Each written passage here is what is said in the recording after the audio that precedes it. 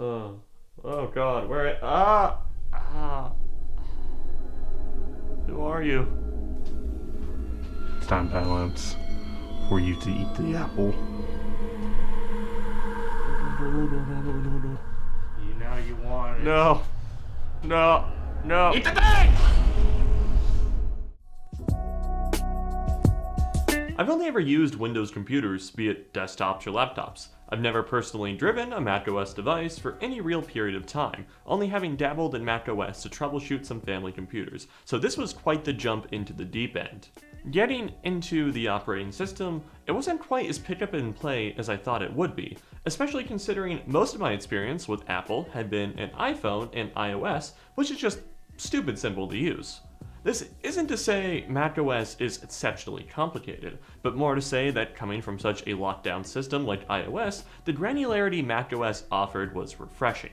Furthermore, it took a while to break my Windows habits. Out of the box, trying certain actions like a right click just wouldn't work, as it was preset to be a tap on the trackpad and not a normal right click.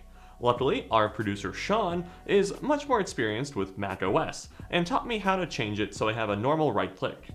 There were many cases of this, where I would try to do actions like save pictures or set a picture as a wallpaper the Windows way, and it of course wouldn't work. Luckily, Sean would step in and teach me how to do it. This was apparently hilarious from an observer's perspective, because I would essentially be a boomer, which this experience has given me a deeper understanding of boomers and not understanding technology. So if you have older parents or grandparents, have some patience with them. Getting past the initial learning curve, to put it shortly, macOS is an absolute pleasure to use, and it really shines as a mobile computing operating system.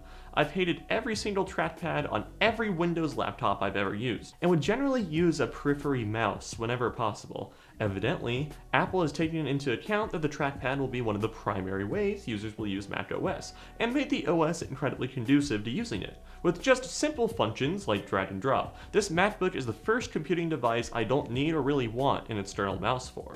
However, things like the trackpad experience might come down to how well the hardware is designed, and I'm going to get into that hardware of this device here in a little bit later, as I don't think macOS would work as well without the hardware behind it. More on that later though. Returning to the user experience, the responsiveness of the OS is the next part I'd like to highlight. This OS feels incredibly lean, and is much less bloated than even a fresh Windows install. Yes, Apple loads up stuff like Apple Music, but that's to be expected, and no surprises there. But the big thing, you can get rid of it if you want. And I mean actually get rid of it, not just disable the app or whatever without having to do something like a registry edit. And best of all, there are no ads in the operating system. Isn't that such a novel concept? More to the operation, day-to-day operations in macOS are fairly instantaneous. Windows minimize and maximize without any hassle, programs launch no problem, and having a built-in window manager is nice, as on the other side of the pond in Windows requires an upgrade to Windows 11, and I haven't subjected my laptop to that quite yet. However, this quote-unquote review wouldn't be complete without mentioning the infamous ecosystem. MacBooks would obviously be a part of Apple's ecosystem, and all I have to say is wow. In my own little mini ecosystem, so this MacBook, iPhone, and Airpods, it's evident Apple baits in integration at a fundamental level. This is in stark contrast to Windows, where things definitely just feel tacked on when it comes to integrating with Android devices, and quite frankly, hasn't worked too well in my experience. All the Apple devices talk to each other really well. If I connect to Wi-Fi on my MacBook, the iPhone will automatically know the network and connect. I paired my AirPods to just my iPhone, but they instantly work and paired with my MacBook. Going even further, it is amazing to be able to effortlessly send actual text messages from my MacBook on behalf of my phone, and whatever pictures I have on my iPhone are instantly viewable on the MacBook, and vice versa. This is all a level of convenience I didn't know I needed until I had it. And being honest, it's going to be a bit of a bummer when I give up that functionality for the S22 Ultra coming in. But hey, make sure you're subscribed so you can see a review of that device, as I'm nonetheless still excited. However, things haven't been completely perfect with macOS, and I do have a few minor gripes. For starters, that little dot constantly telling me Finder is open is annoying as hell. Hitting the red X to close an application doesn't really close it, and this is a trend on Windows programs as well that is really annoying. But either way, I became incredibly familiar with the Command Q shortcut.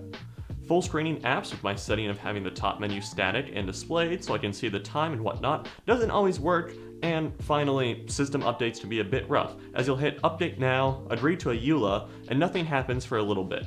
At first I thought maybe the operation was just glitched or something, but no, the update will start and go through. It just requires a little bit of time. So other than the aforementioned learning curve, as well as the minor gripes I just finished outlining, macOS has been awesome to use, and it's clear that the iPhone makes the perfect companion to macOS. As for using the iPhone, iOS has its own set of gripes I had to contend with. No real file management system, the Lightning port is really starting to show its age, and iOS is locked down tighter than Shanghai right now, and just stuff like that. However, the overall user experience on iPhone is much simpler and smoother than any Android on the market, and as mentioned before, it makes an incredible companion to macOS. I definitely see the appeal, but the iPhone just simply isn't for me. Transitioning back to the MacBook and macOS, I get the sense that it wouldn't have garnered such a favorable review for myself if the hardware wasn't to boot. And truth be told, the entire reason why I picked up this MacBook Air was to check out Apple Silicon and see if it lives up to the hype. And at least on a mobile setting like this, it definitely does. With Apple doing their own silicon, it allows them to have a much greater control and tighter integration between their own operating system and their own hardware. And the result has real tangible benefits. The battery life on this MacBook Air is incredible, easily lasting through a couple of days of part-time work, and it zooms through simple productivity tasks like emails, messaging, researching, and of course, writing, like this script. That paired with a really sharp, bright screen and a package that's incredibly easy to carry around, and Apple has a real winning formula on their hands. And to top it all off, it's all done without a fan, so you can truly use this laptop on your lap. And I never knew I was so offended by the high-pitched whine of a laptop's fan until I used this MacBook Air. It's something I never knew I wanted until I actually experienced it. So yeah, I switched to Apple for 30 days, and I liked it. So much so, I'm going to be keeping this MacBook around as my daily driver laptop because it is an absolute joy to use.